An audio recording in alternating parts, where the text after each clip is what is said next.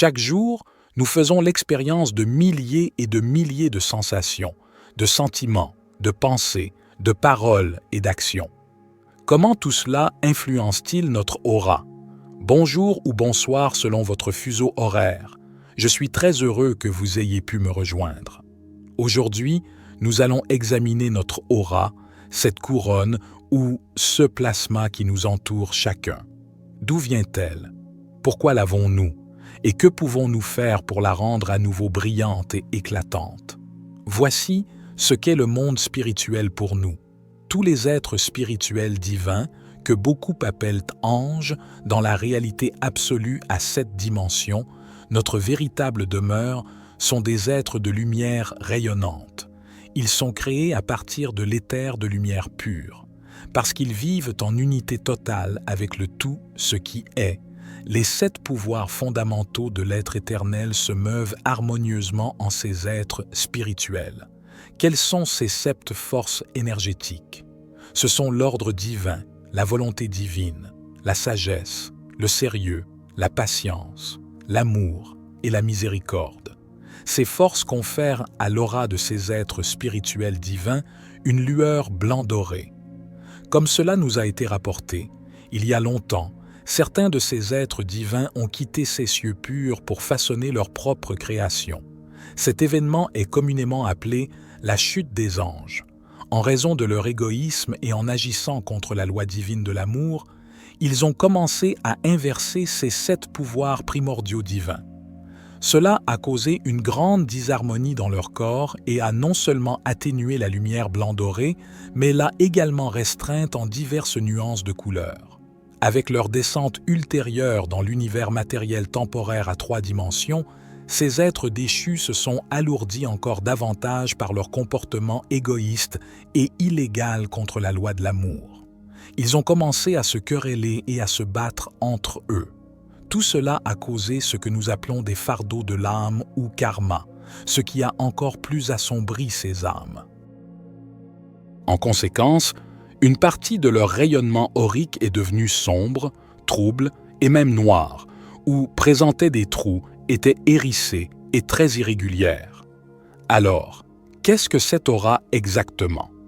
Dans son livre « Horreur astrale », Gabriele nous dit « L'aura d'une personne, qui est aussi l'aura, la couronne, de l'âme, se compose d'énergies de nuances de couleurs variées qui circulent en ellipse de rayonnement autour de la personne. Ce champ énergétique montre chaque vibration énergétique émanant de nous.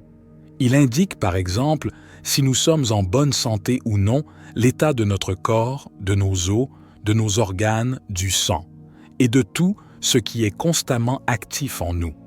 Elle reflète également notre comportement quotidien, d'instant en instant, à travers les 5 composantes que sont nos sensations, nos sentiments, nos pensées, nos paroles et nos actions.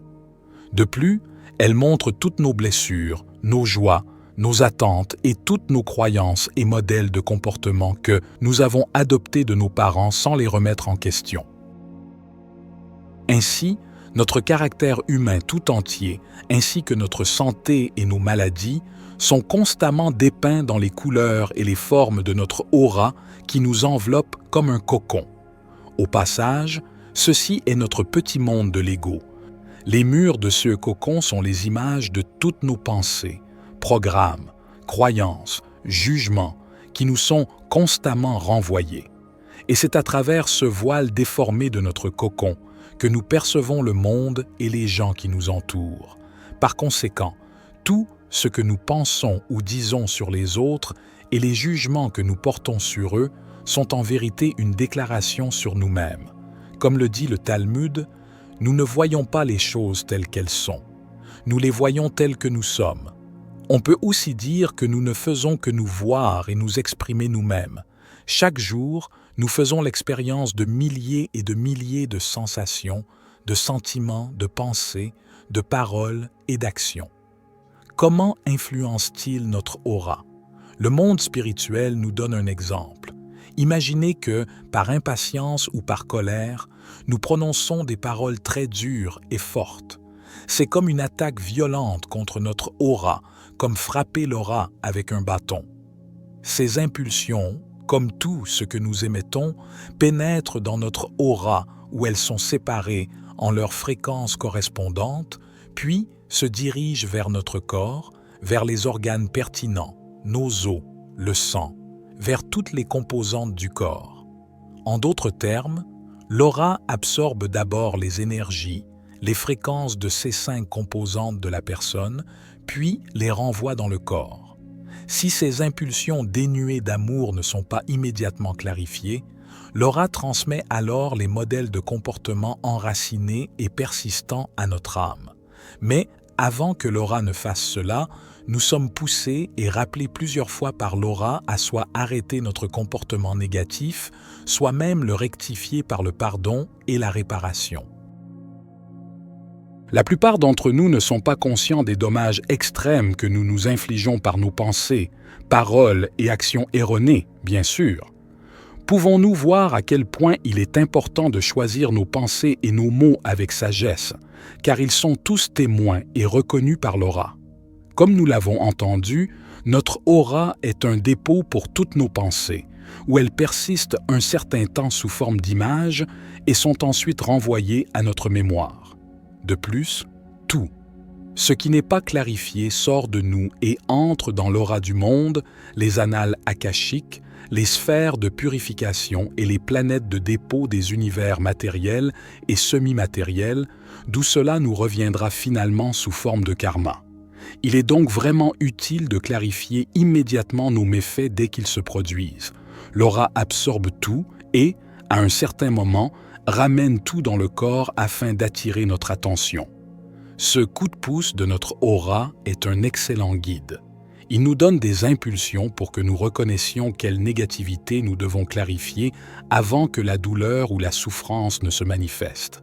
Il devient maintenant très clair pourquoi la pensée positive ou les affirmations positives sur notre vie et nous-mêmes peuvent instantanément influencer et changer notre aura et notre bien-être pour le mieux.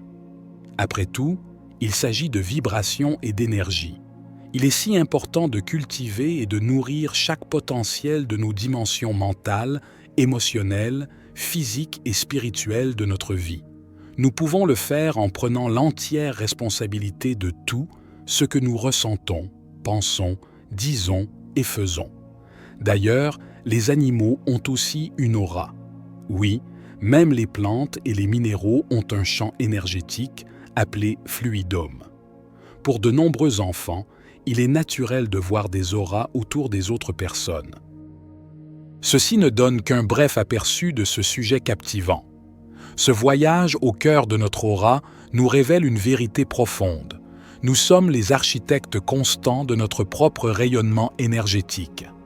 Loin d'être une simple enveloppe, notre aura est le reflet dynamique de notre état intérieur, un tableau vivant peint par nos pensées, nos émotions, nos paroles et nos actions. Les disharmonies, les zones sombres ou les aspérités ne sont pas des punitions, mais des indicateurs précieux, des coups de pouce de notre âme nous invitant à prendre conscience des fardeaux karmiques et des comportements qui nous éloignent de notre essence lumineuse. Le chemin vers une aura éclatante et harmonieuse, semblable à la lueur blanc-dorée des êtres divins dans la réalité absolue, ne se trouve pas dans des pratiques extérieures éphémères, mais dans une transformation intérieure authentique.